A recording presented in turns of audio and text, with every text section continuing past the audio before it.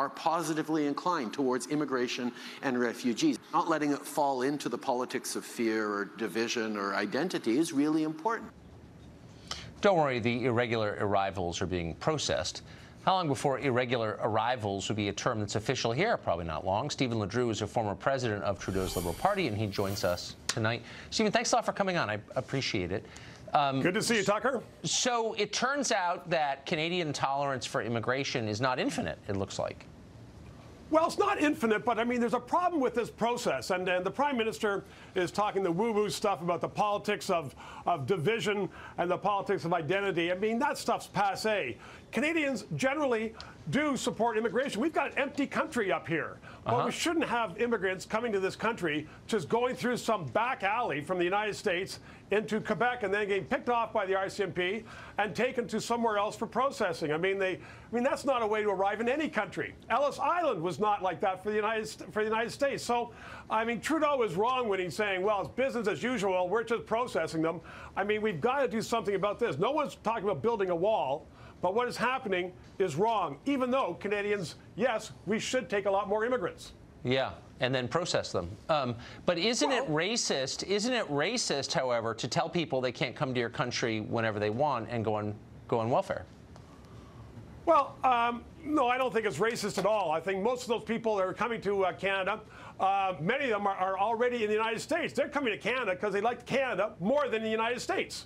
The United States is no longer such a welcome beaconing place in the world for the smartest and the brightest, and they're coming to Canada. So that's great for Canada.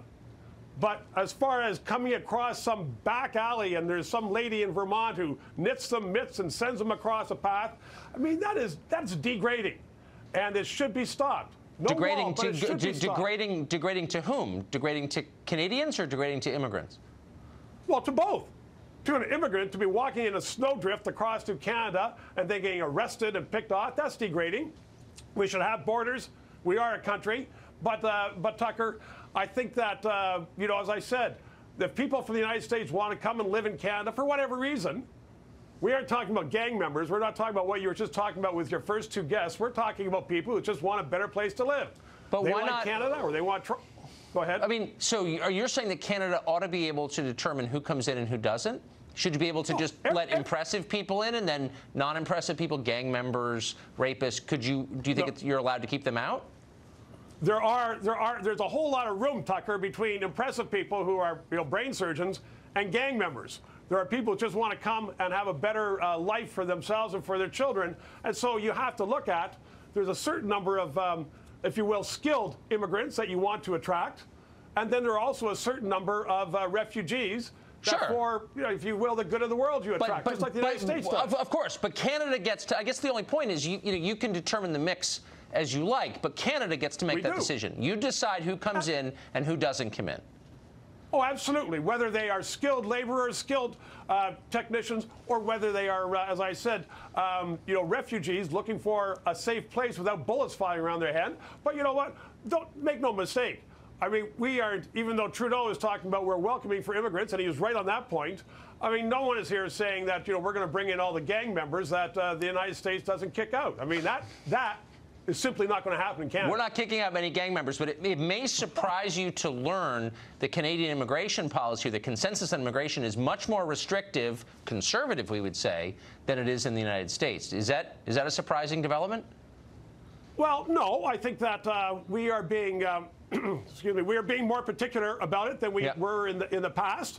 We are still allowing a huge number of refugees here, but you know, the city mayors, John Tory, the mayor of the city of Toronto, gave a speech 2 weeks ago saying, you know what, if you're busing all these people from Quebec down to Toronto, you better give us some money to help settle them, help put their kids in school, and help them come along. But Canada is becoming a beacon.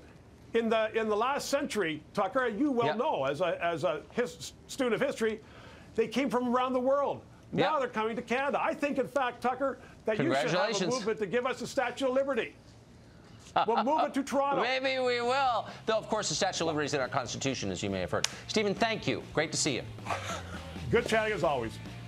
Democrats are embracing full-blown extremism on the question of immigration. They're defending MS-13. You'd think Republicans would run on that, but no. A lot of them are embracing amnesty